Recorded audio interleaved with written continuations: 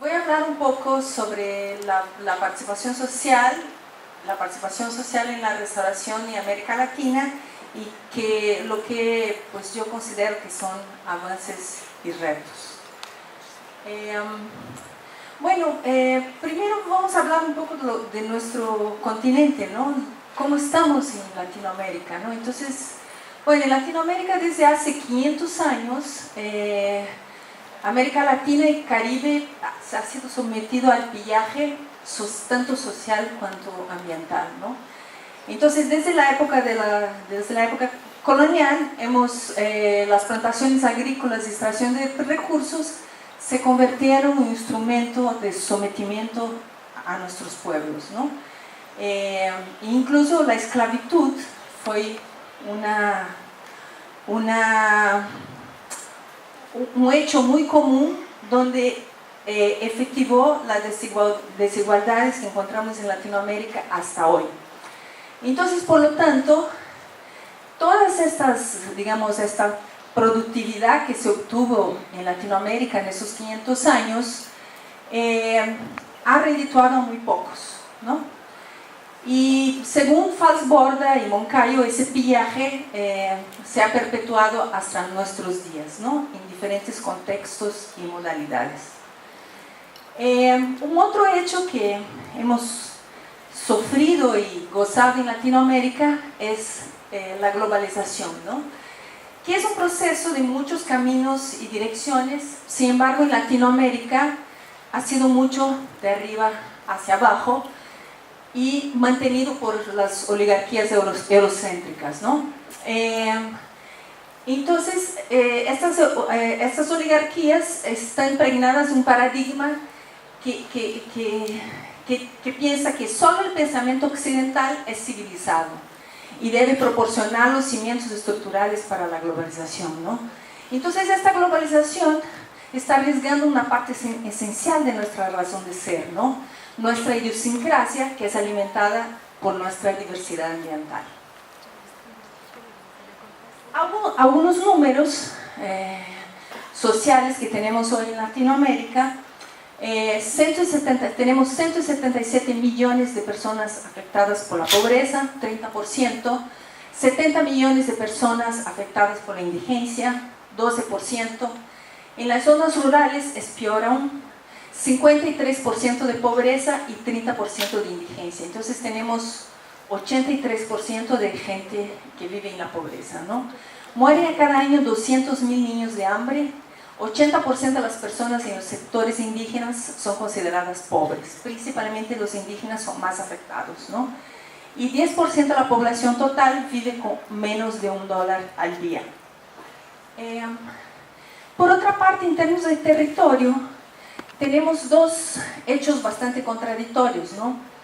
Por un lado, bueno, hay que resaltar también que tenemos el honor de ser el continente más desigual del mundo.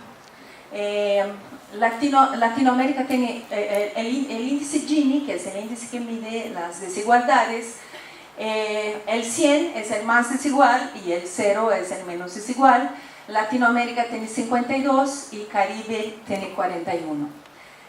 Y bueno, en el contexto del territorio, lo que tenemos es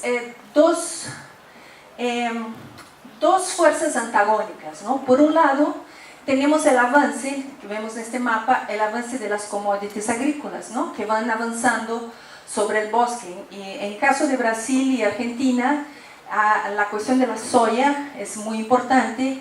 Yo creo que en muchas regiones el ganado también puede ser considerado también una commodity. Entonces, estas fuerzas van deforestando Latinoamérica, ¿no? Pero por otro lado, tenemos la fuerza de la migración. Entonces, pues exactamente por la pobreza de nuestro continente y por la desigualdad, muchas personas migran. Entonces aquí arriba tenemos un mapa de cuáles son las regiones donde hay más gente que migra, ¿no? Entonces, bueno, México, obviamente por estar ser vecino de Estados Unidos, es donde hay más gente que migra, pero vemos algunos hotspots muy fuertes de migración. Centroamérica también se migra mucho para Estados Unidos, ¿no? Entonces, estas áreas rurales donde la gente deja la tierra, entonces están ofreciendo la oportunidad de regeneración, ¿no? Entonces, el destino de los ecosistemas de América Latina y el Caribe depende cómo responda la región a estos dos nuevos paradigmas. También otro tema interesante es que muchos países de Latinoamérica retornaron a la democracia hace más o menos 30 años, ¿no? Entonces, y mucho de esto gracias a los movimientos sociales. Y a través de esos movimientos sociales surgieron nuevas identidades colectivas, ¿no? Por ejemplo, en Brasil, Brasil fue uno de los países que más esclavos tuvo. Surgió, por ejemplo, el Brasil quilombo, entonces los antiguos quilombos. Yo sé que en Argentina quilombo es o lo que en México es un desmadre. No sé qué sería aquí en Colombia. ¿Cómo sería aquí en Colombia? Ah, bueno. Pero es muy interesante, incluso para mí que ya no vivo en Brasil, después de algunos años, después de un gobierno progresista, resgataron esos quilombos, uno viaja por la carretera y ve quilombo fulano. Y yo en el libro de historia de Brasil aprendí que había un quilombo nada más, ¿no? Y hay miles de quilombos, ¿no? Que eran los negros que se fugaban de las haciendas y formaban ciudades y se defendían, ¿no? De los que andaban buscando los esclavos. ¿Palenque? Aquí se llama Palenque. Bueno. Entonces, bueno, este es un ejemplo, pero vemos aquí en Colombia debe haber muchas identidades colectivas y bueno, en Brasil hay muchas y en México hay muchas. Sin embargo, hay que también notar, resaltar que también América Latina también tiene muchos contrastes, ¿no? Tenemos este promedio triste que ya les enseñé, pero también tenemos contrastes entre varios países.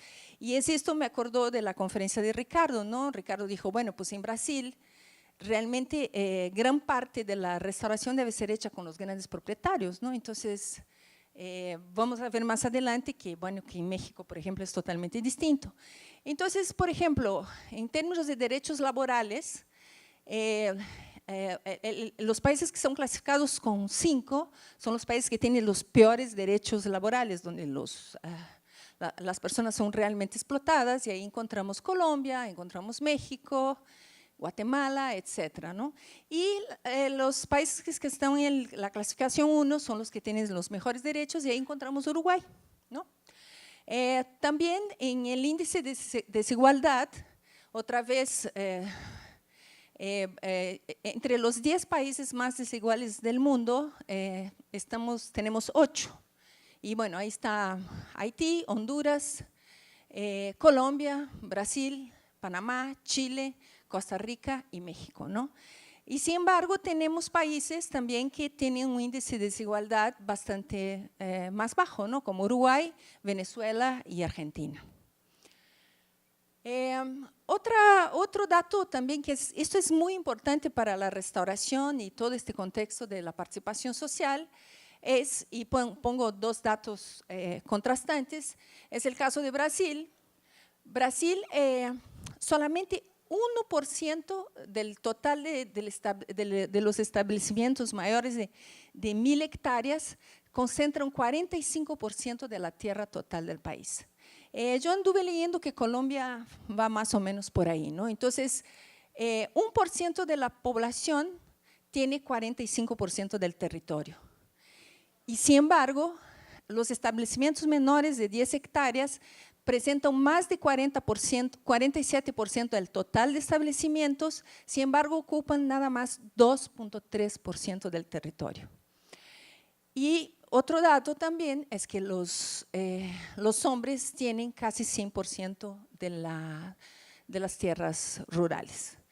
Y bueno, por eso en Brasil existe un movimiento muy fuerte que es el movimiento de los sin tierra, ¿no? Un movimiento muy justo, por cierto, con esta injusticia que tenemos. Por otra parte, México, no sé si todos ustedes saben, pero México en 1910 tuvo una revolución que fue más bien una revolución agraria, pero era una revolución socialista. Entonces la principal, digamos, objetivo era la reforma agraria, que no ocurrió hasta 1940. Entonces, las tierras en 1940 fueron repartidas por un presidente que se llamó Lázaro Cárdenas. Entonces, 53% de las propiedades en México son comunales, ¿no? Entonces, vemos que son dos contrastes muy fuertes, ¿no? Y principalmente cuando pensamos en participación social, etcétera, ¿no?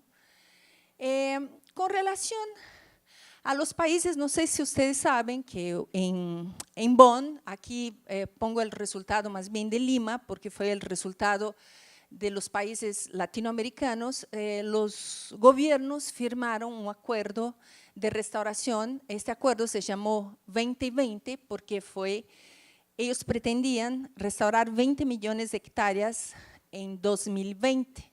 Y mira, este tratado fue hecho en 2014, si no me falla la memoria. Entonces, de Latinoamérica, los países que firmaron este acuerdo, de un total de 46, fueron 10. Creo que fueron un poco más porque los países que forman parte de los bosques modelos es más que uno.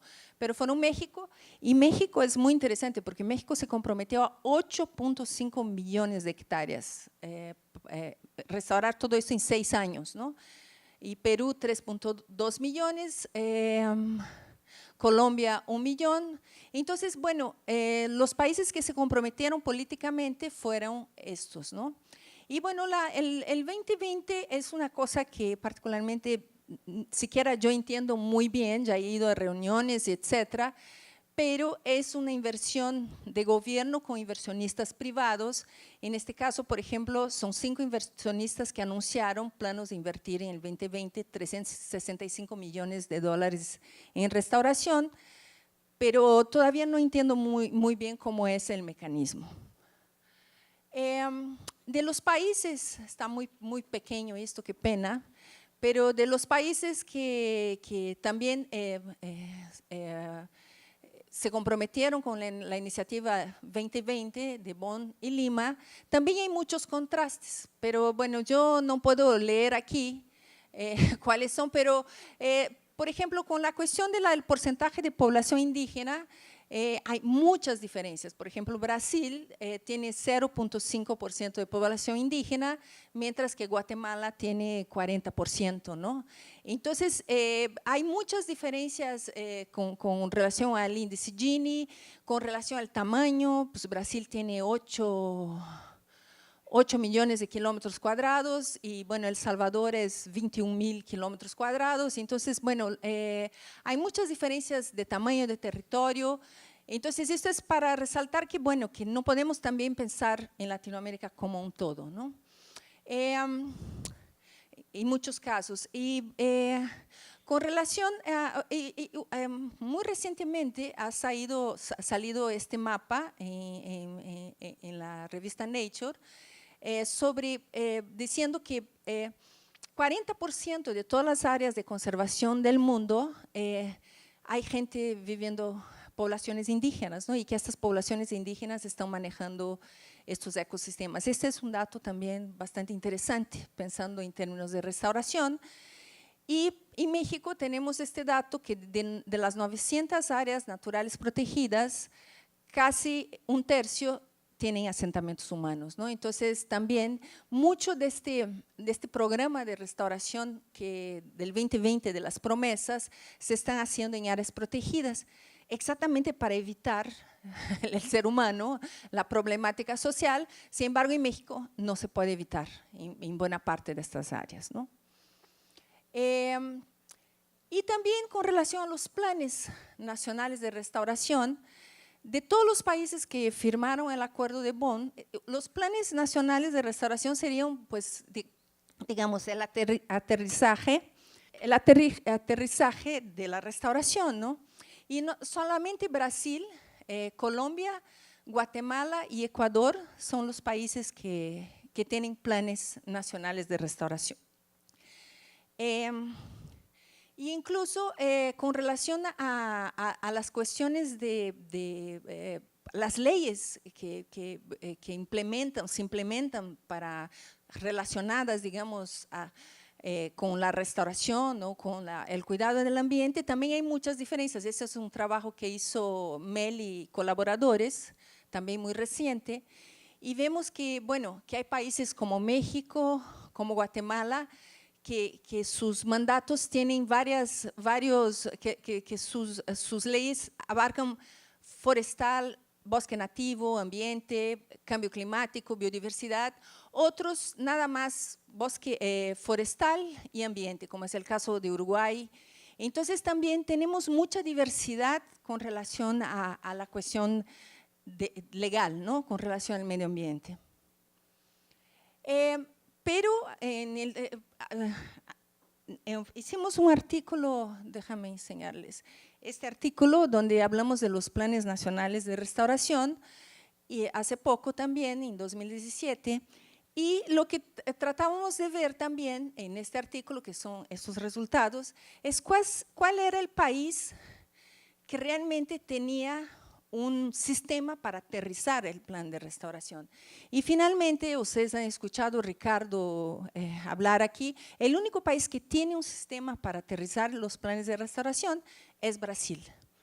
Y yo escuché las charlas de Ricardo y no sé si le dejó muy claro por qué Brasil. Bueno, él le habló del CRA, pero lo que pasa es que en Brasil la agricultura es considerada una perturbación.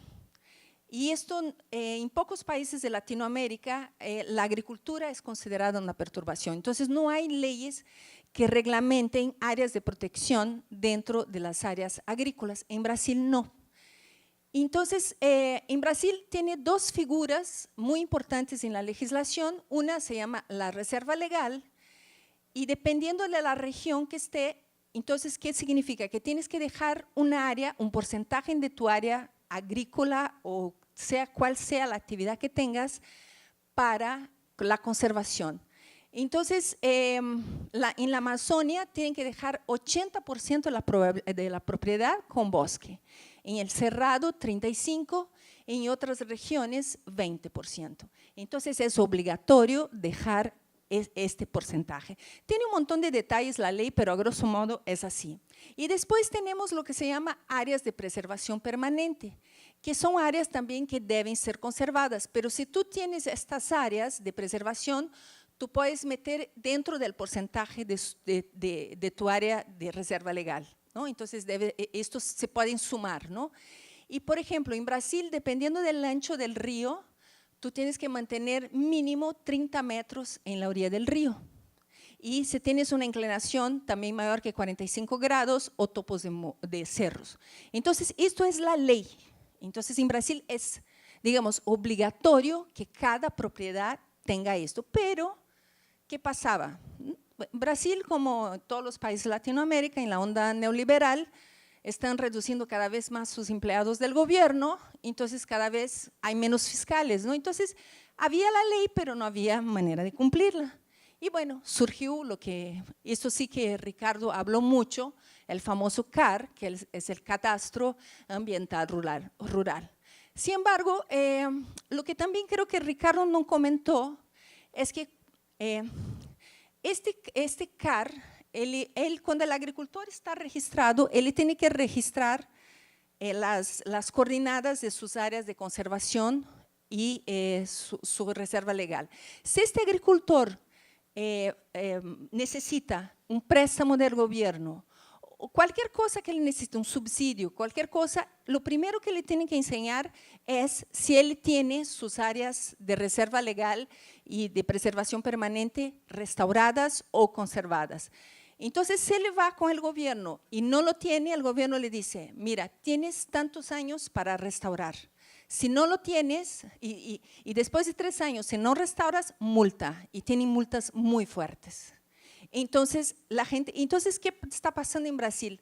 Restauradores, hay empleo en Brasil, porque se está creando un mercado increíble de restauración, porque se estima que, Ricardo enseñó un número, pero son millones de hectáreas que van a tener que ser restauradas para ajustarse a este sistema. Y ahora ya no hay cómo escapar, ¿no? Porque la fiscalización se hace por Google Earth, ¿no? Y es interesante que, y quiero decir a todos, que platicamos en el último congreso del ACER con la gente que ha inventado, digamos, este sistema, y ellos se ofrecen a ir a nuestros países gratuitamente, solo se puede pagar sus gastos, y ellos ofrecen el programa, ofrecen todo. Entonces es una cosa bonita también, está disponible a cualquier país de Latinoamérica que quiera implementar este programa, pero falta la ley, ¿no? Digo, si tiene la ley, sí se puede hacer algo, si no, veo un poco más complicado.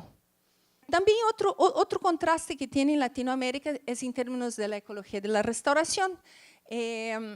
Hicimos también este trabajo, también que hicimos era más relacionado a México, pero hicimos un análisis de los artículos de restauración que fueron publicados desde 1993. Y bueno, los países que publican, bueno, Brasil está muy arriba, aquí estamos México y Chile, Colombia, Costa Rica y Argentina, pero los demás no aparecen, ¿no? Entonces, la ciencia de la restauración todavía no se está produciendo en muchos países de Latinoamérica.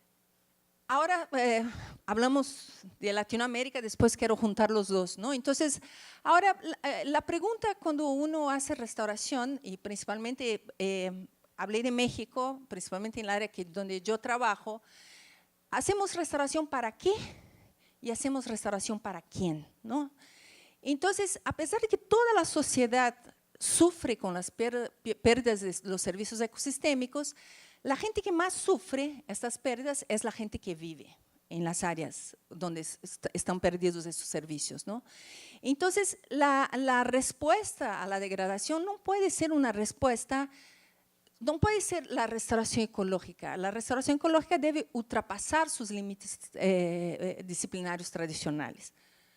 Entonces, el movimiento de la restauración, y este es un pensamiento que tenemos pues yo y Daniel Pérez, que hemos platicado mucho sobre esto, ella no debe ser así. Producimos conocimiento desde la universidad, llegamos al agricultor que no sabe nada y decimos lo que tiene que hacer. No, tiene que ser un movimiento horizontal, ¿no? Porque la restauración necesita de productores de plántulas de vivero, pueblos originarios, agricultores, voluntarios, la sociedad civil, pues necesita de todos, ¿no? Entonces, debemos confiar que este saber debe emanar de todos estos actores sociales. La restauración no debe salir solamente de la academia. Vemos aquí esta foto, aquí un área desnuda. Esto es muy bonito, ¿no? Pero tampoco podemos ser el parche de curita de la sociedad, ¿no? Porque si dijimos, bueno, pues podemos degradar porque ahí están los restauradores para venir a arreglar, ¿no? Entonces lo que tenemos que hacer es cambiar conciencias, porque si no hacemos este papel, es guerra perdida, ¿no? Estamos perdidos.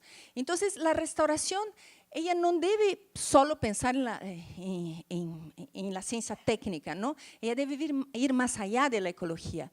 Lo que deberemos hacer es también restaurar la relación entre la sociedad y la naturaleza. Porque para evitar la degradación, ¿no? La primera persona que pensó esto, no sé si todos conocen, fue Aldo Leopold en 1934. Él fue el primero a establecer una declaración de la ética de la tierra y él creía que la enseñanza ambiental era a través de la participación. Entonces, lo que él hizo en la Universidad de Wisconsin es involucrar toda la Universidad de Wisconsin a hacer restauración. Entonces, él creía que solo la gente haciendo restauración y participando de los proyectos de restauración es cuando él realmente cambiaría los paradigmas, ¿no? Entonces, la primera persona que pensó en esto fue Aldo Leopold. Entonces, lo que él quería era generar un pensamiento ambiental, ¿no?, por parte de los participantes de las acciones de restauración. Entonces, él decía que la restauración ecológica podría ser una forma privilegiada para educar personas en el desarrollo de una actitud ética hacia la tierra. ¿Cómo podemos restablecer esta relación entre la sociedad y la naturaleza? Existe un término que se llama aprendizaje social. ¿Y cómo hacemos este aprendizaje social? Lo hacemos a través de la participación social. Conceptualmente, pues hay muchos autores que han conceptuado este término. Es un proceso de cambio social en que las personas aprenden una de las otras, de manera que pueden beneficiarse de sistemas sociales y ecológicos más amplios. Entonces, el aprendizaje realmente es un activo de la participación social en las prácticas de una comunidad y genera la construcción de un significado e identidad propias, ¿no? Entonces, el aprendizaje social se hace a través de la participación social. Otro hecho interesante es la construcción social. ¿Cómo hacemos una construcción social? Entonces, bueno, les doy, hay unas definiciones muy teóricas, hay autores muy interesantes que definen la construcción social, pero yo creo que una imagen vale por 1000 palabras, ¿no? Es la cuestión del tabaco. Un ejemplo de construcción social, yo siempre presento en mi curso, es la cuestión del tabaco. Hace 10 años, todavía fumar era lindo y aparecía en las propagandas de la televisión, y ahora los pobres de los fumantes ya están reducidos a esto, ¿no? A cubículos en aeropuertos y todo. ¿Y cómo se dio esto? La historia, yo leí en un libro sobre esto. Ya desde los años 50 ya se sabía que el tabaco provocaba cáncer, pero todos los gobiernos dieron como una chance a las compañías tabacaleras por casi 40 años para que cambiaran de rumbo sus negocios y les iban a cobrar impuestos muy altos porque esto iba a costar para ellos en términos de salud pública, ¿no? Entonces, no sé si ustedes se dieron cuenta, pero hace unos 10 años de repente todos los países empezaron a hacer leyes que prohibían fumar aquí, fumar allá, empezaron a poner propagandas en las cajetillas de los cigarrillos. Entonces, lo que se hizo fue una construcción social hace al antitabagismo, ¿no? Entonces, ¿qué pasó aquí? El fumante dejó de ser una persona normal para ser un marginal. Esto es una construcción social. Y hay mucha gente que ya ve un fumante y dice, uy, qué feo, ¿no? Entonces, esto es una construcción social. Entonces, la construcción social no es una cosa difícil de hacer. Entonces, Roberto Lindig de México, él clama también por una construcción social de la restauración, ¿no? La construcción social ambiental que más todos conocemos es la cuestión del cambio climático. Hoy día todos hablamos de cambio climático y creo que todos, cualquier persona que hables, él dice, no, esto es el cambio climático. Hubo un cambio de paradigma. Las personas hoy día reflexionan sobre el cambio climático, ¿no? Entonces, también hubo una construcción social con relación al cambio climático. Entonces, lo que tenemos que hacer es cambiar el paradigma, ¿no? Cambiar el paradigma de este pensamiento destructivo hacia la naturaleza, hacia un pensamiento de comunión con la naturaleza. Entonces tenemos que cambiar los paradigmas y creo que la restauración es una gran oportunidad por su aspecto colectivo, porque la restauración involucra muchos grupos sociales. Entonces es realmente una gran oportunidad. Les digo cómo los científicos sociales manejan cómo hacer una construcción social. Entonces, ¿qué necesita una construcción social? Primero, necesita de una autoridad científica. Entonces, necesita de una validación científica. La tenemos, ¿no? Necesita de popularizadores de la degradación del bosque como un problema ambiental. Es decir, tratar el tema de distintos espacios y foros y contribuir a voltear la mirada del tema planteado. Utilizar, obviamente, los medios de comunicación y también usar la parte simbólica y visual de la restauración, ¿no? Y más que todo, que este autor no maneja, falta voluntad política, obviamente, ¿no? Entonces también necesita voluntad política para cambiar esos paradigmas, pero no es tan complicado. Pero primero tendremos que tener la voluntad política, la autoridad científica ya la tenemos y falta los popularizadores. ¿Cuál es la importancia entonces de la participación social en un contexto de Latinoamérica? En realidad, como ya les mostré, en gran parte de Latinoamérica, con todos sus contrastes, es imposible hablar de restauración sin el inescapable prisma social, ¿no? Entonces, pero de verdad que la vertiente social ha sido muy deficiente todavía en los trabajos de restauración en América Latina. En el mundo, Aronson en 2010 hizo un trabajo y él encontró que nada más en todo el mundo, y nada más 2.5 de los trabajos, 2.5%, trataba de la cuestión de la participación social, ¿no? Y además, con todo este movimiento democrático que hubo en Latinoamérica, es una urgencia promover el empoderamiento de las comunidades en la toma de decisiones de aquello que afecta a sus intereses. Entonces, necesitamos también empoderar a las comunidades. He conocido comunidades empoderadas por diversas razones y es muy bonito. Entonces, bueno, aquí, ¿por qué? ¿Cuáles son las ventajas de la participación social en un proyecto de restauración, ¿no?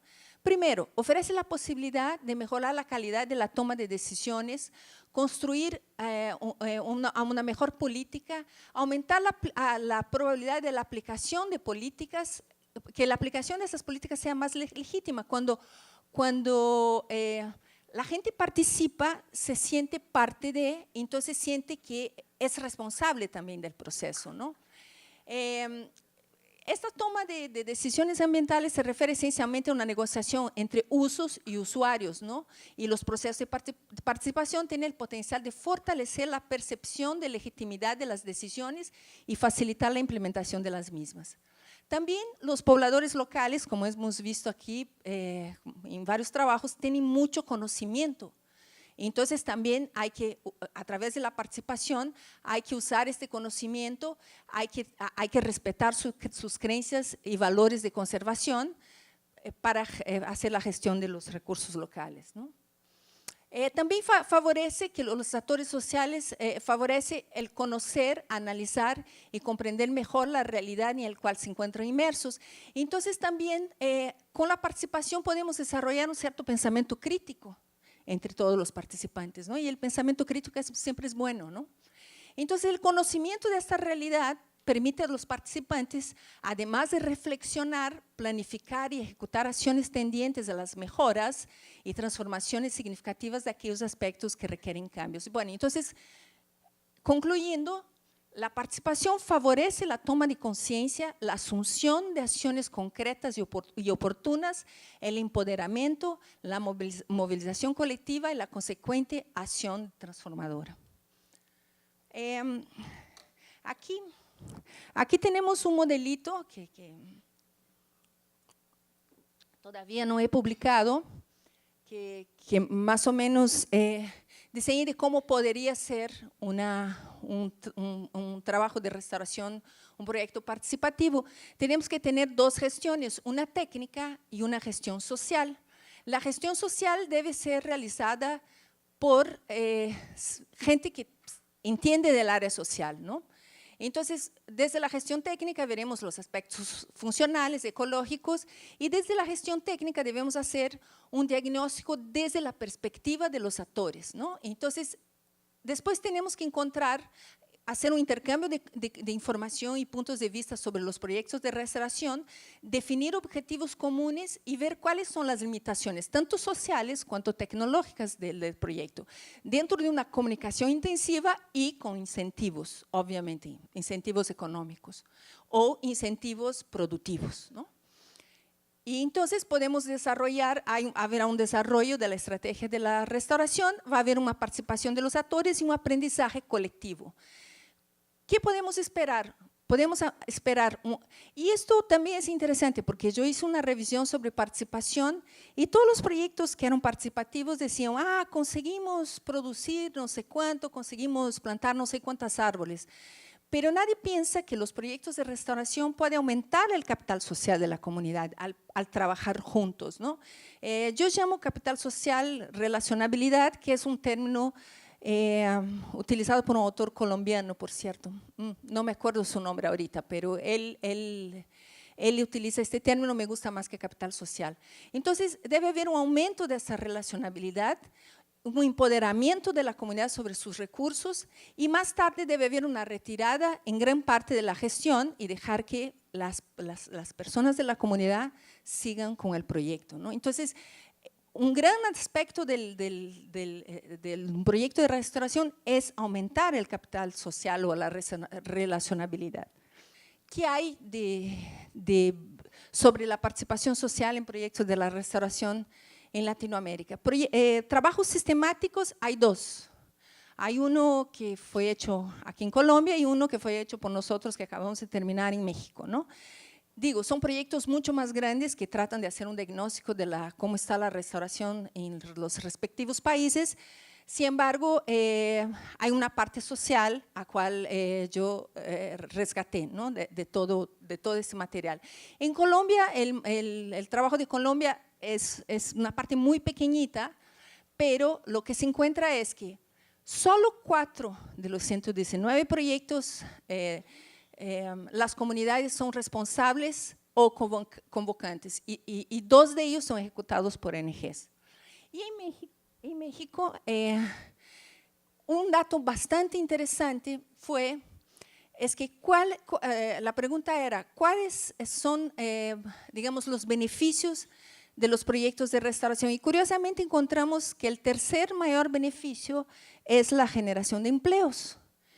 Entonces me llamó mucho la atención, yo dije, qué interesante, pero ese empleo no es trabajo, ¿no? Entonces, los empleos que generan, entonces después vi que otro dato que nos generó es que 80% de los proyectos que evaluamos tenían participación social. Dije, órale, está muy bien esto, ¿no?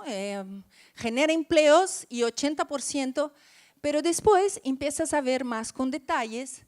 Los empleos son empleos temporales. Entonces, ¿y cuál es la mayor participación de los campesinos? Es abrir hoyos y poner plántulas. Entonces, el campesino es usado como mano de obra, no participa de la planeación, entonces de participación realmente no tiene nada. Y bueno, el papel de las mujeres también luce por el mismo, también abrir hoyos y producir plántulas, y los vulnerables pues muy poquito, ¿no? Entonces esta generación de empleos son empleos temporales, esto no nos sirve, ¿no? Entonces solo lo que hace es reducir una tensión social que existe en el país, ¿no? Que es la falta de trabajo, pero la participación social de verdad no, prácticamente no hay, ¿no? Entonces, bueno, estos son los trabajos sistemáticos.